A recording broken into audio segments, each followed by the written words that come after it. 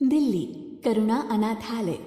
सुबह के 5 बज रहे थे और उस अनाथालय में एक लड़की की आरती की आवाज गूंज रही थी।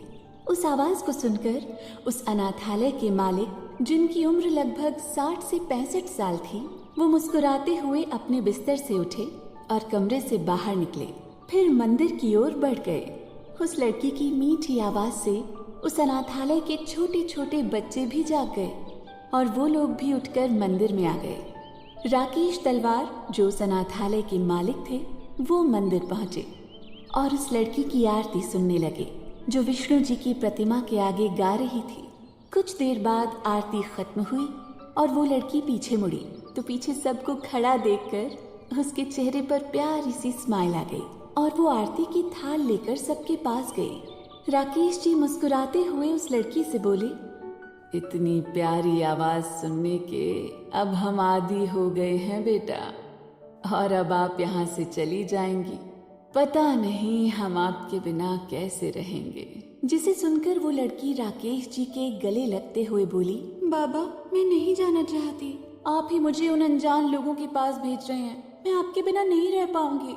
उसकी ऐसी बातें सुनकर राकेश जी उसे अपने सामने करते हुए प्यार से बोले, बेटा, आपकी अच्छी परवरिश, अच्छी जिंदगी के लिए आपको खुद से दूर कर रहे हैं, वरना हम कभी आपको यहाँ से कहीं नहीं भेजते।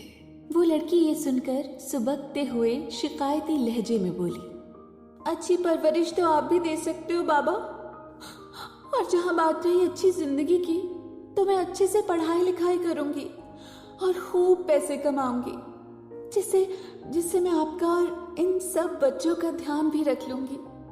उस अनाथालय में और भी लड़कियां और बच्चे थे, पर राकेश जी के सबसे ज्यादा करीब यही लड़की थी। राकेश जी इस लड़की को बहुत मानते थे, उसे सगी बेटी से बढ़कर प्यार देते थे। राकेश जी उसकी बातें सुनकर उसे प्यार से समझाते हुए बोले, बेटा, अभी आप इतनी कम उम्र में हमारा बोझ मत उठाइए। अब आप वहां अपनी जिंदगी खुल कर जीना और हमेशा खुश रहना। और सबसे बड़ी बात, आपने ही उस खानदान की बड़ी मालकिन की जान बचाई थी उस दिन रोड पर, जिस वजह से वो आपसे बहुत खुश हुई। और उन्हें जब पता चला कि आप उन्हीं के अनाथालय में रहती हैं, तो उन्होंने बिना देर किए हमसे आपके बारे में बात कर ली, ताकि वो अपनी जान बचाने की कीमत के बदले आपको अच्छी परवरिश दे सके। आप उन्हें पहली नजर में ही काफी पसंद आ गई बेटा। ये सुनकर उस लड़की को उस दिन मंदिर का वो हादसा याद आ गया। जब वो मंदिर से लौट रही थी, तब उसने एक बूढ़ी औरत को कार से टक्कर लगने से बचाया था। उस वक्त उसने ये नहीं सोचा था कि आगे चलकर वो बूढ़ी औरत ही उसकी जिंदगी ऐसे बदलने वाली थी। वहीं राकेश जी काफी प्यार से उस लड़की को समझा रहे थे कि तभी पीछे से किसी अधेड़ औरत की कर्कश आवाज आई, जो शायद उसी लड़की को ताने दे रही थी। वो औरत राकेश जी की बीवी सुनीता थी, जो उस लड़की को बिल्कुल पसंद नहीं करती थी, क्योंकि वो लड़की बाकी सभी वहां की लड़कियों से ज्यादा उनके पति के करीब थी, जो सुनीता को बिल्कुल पसंद नहीं आता था, और वो इसीलिए उस लड़की से नफरत करती थी, जबकि बाकी लड़कियों से वो अच्छा सलूक करती थी। क्योंकि उनके पति के करीब ये लड़की थी, इस वजह से वो उससे चिढ़ती थी। और उस लड़की का राकेश के करीब होने का भी एक कारण था, क्योंकि वो लड़की सबसे भोली और शांत थी। वो कभी सब बच्चों या लड़कियों के जैसे जिद नहीं करती थी। वो राकेश जी की परिस्थितियों को समझती थी। ये भी एक वजह थी कि राकेश जी उसे ज्यादा मानते थे। तभी सुनीता गुस्से में उस लड़की से बोली, अगर सुबह सुबह ये नाच गाना हो गया हो, तो जाकर और सारे काम भी कर लो, क्योंकि अभी सुबह ही आ जाएंगे वो लोग जो तुम जैसी करमजली को ले जाएंगे। उस औरत की इतनी कड़वी बातें सुनकर उस लड़की की आंखों में आंसू आ गए, पर उसने कुछ नहीं कहा, बस मुस्कुराते हुए धीरे से बोली, जी अम्मा, हम अभी जाते हैं। ये कहकर वो लड़की वहां से चली गई। वहीं राकेश जी गुस्से से अपनी बीवी को देखते हुए बोले, आपकी वजह से ही हम उसे दूर भेज रहे हैं। जब से वो लड़की आई थी तब से आपने उसे कभी चैन से जीने नहीं दिया। कम से कम जब वो जा रही है तब तो आप कुछ अच्छा बोल सकती हैं। सुनीता उनकी बात पर तमतमाते हुए बोली, वो मेरी कोई नहीं है। तो मैं उससे कोई रिश्ता क्यों रखूं? आप मुझसे उसके लिए कोई अच्छाई की उम्मीद मत रखा करिए। ये कहकर सुनीता वहां से चली गई और राकेश जी लाचारी से उन्हें देखते रह गए। कुछ देर बाद सुबह के लगभग 10 बजे 2 शानदार लंबी कार और एक वैन करुणा अनाथालय के बाहर रुकी। पहली कार के ड्राइवर ने जल्दी से बैक साइड का डोर ओपन किया और उसमें से एक 70 साल का बूढ़ा आदमी निकला, जिन्होंने एक सफारी सूट पहन रखा था। तो वहीं कार की दूसरी तरफ से एक 60 साल की औरत निकली। उनको देखकर ऐसा लग रहा था कि वो अपनी जवानी में काफी खूबसूरत रही होंगी। तभी दूसरी कार से एक आदमी, जिसकी उम्र 49 से 50 साल थी, जिन्होंने बिजनेस सूट पहन रखा था, वो निकले और उन्हीं के साथ एक 45 साल की औरत भी निकली। वो उस आदमी की बीवी लग रही थी। वहीं वैन से उनके गार्ड्स बाहर निकले, जो उनके आसपास खड़े हो गए। उनमें से बूढ़े आदमी का नाम परितोष ओबेरॉय था। वो वेल रेप्यूटेड कंपनी सिग्मा और ओबेरॉय ग्रुप के हेड थे।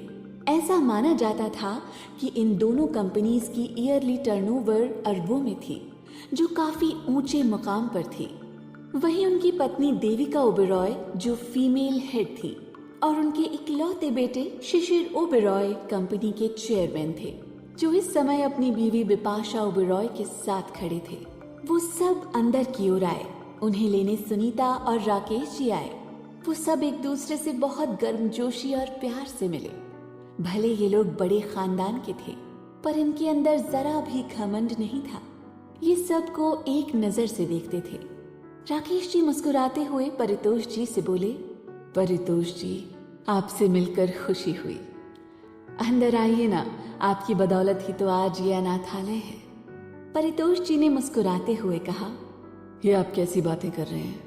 हमने तो बस कुछ रुपयों की मदद की है, इसे संभाला तो आपने है। उनकी बात पर सब मुस्कुरा दिए। सभी को राकेश जी लिविंग एरिया में ले आए और सभी को बैठने के लिए कहा। सुनीता चाय नाश्ता लाने चली गई। सुनीता इतने बड़े और रईस खानदान को नाराज नहीं करना चाहती थी, इसलिए वो उनकी खातिरदारी में कोई कमी नहीं रखना चाहती थी। वहीं सभी हॉल के सोफे पर बैठ गए। फिर देविका जी राकेश जी से बोली, हमारी बच्ची कहाँ है?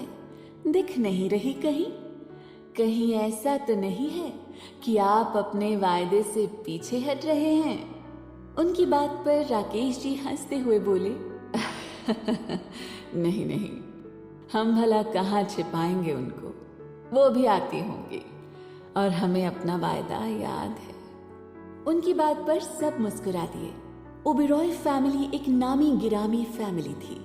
इनकी फैमिली में परितोष जी के इकलौते बेटे शिशिर ओबेरॉय थे, जिनके भी बस 2 बेटे थे।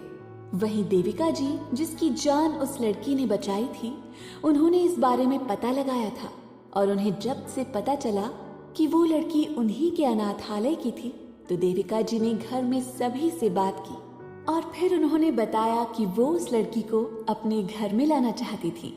अपनी जान बचाने के बदले में वो उसे अच्छी परवरिश देना चाहती थी।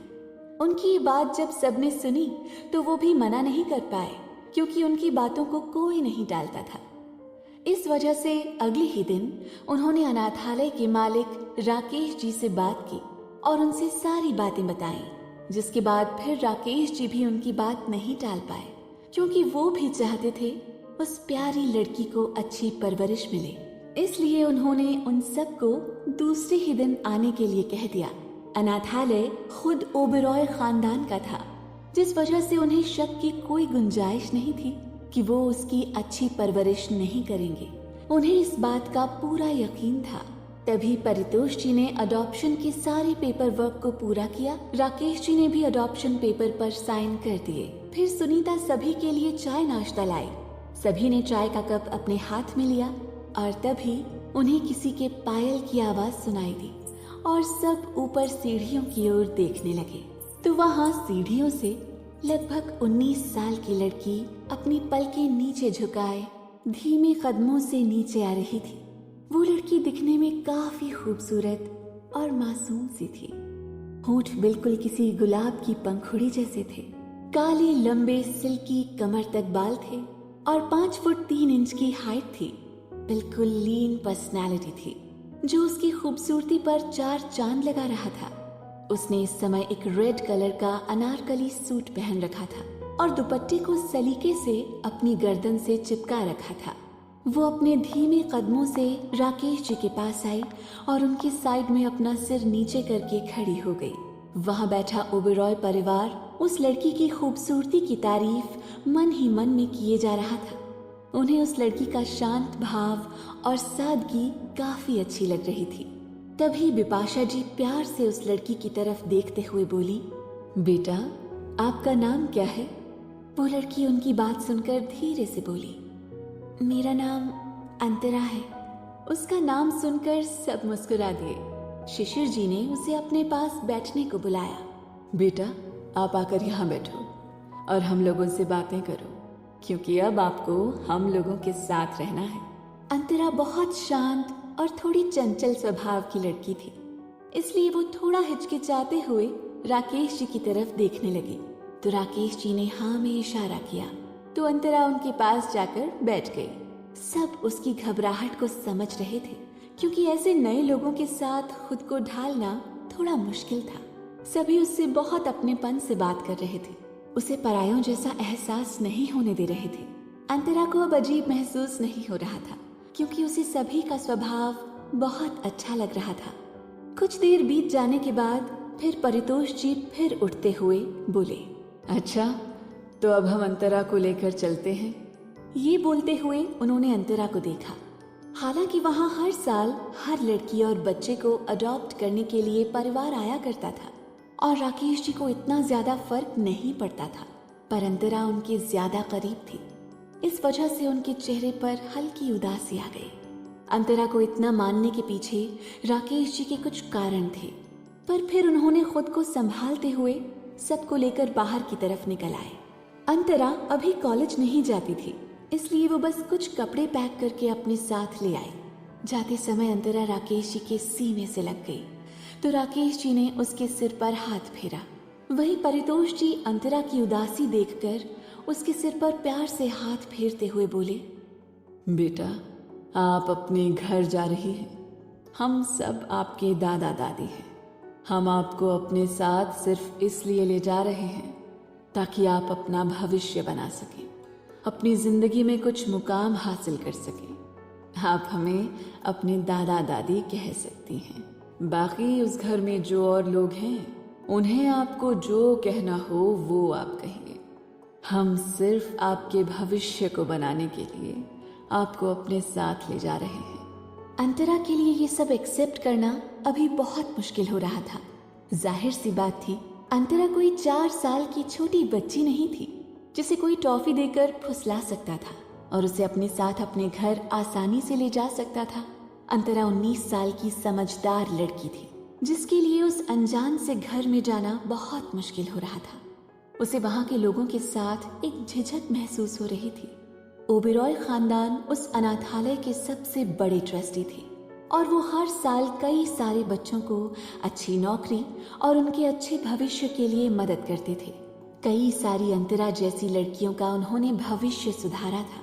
ओबेरॉय खानदान ने अंतरा को अपनी बेटी के तौर पर कभी अडॉप्ट नहीं किया था, बल्कि उन्होंने तो उसे देविका जी की जान बचाने के बदले एक अच्छी लाइफ देने के लिए अपने पास रखने की बस अडॉप्शन की फॉर्मेलिटी पूरी की थी।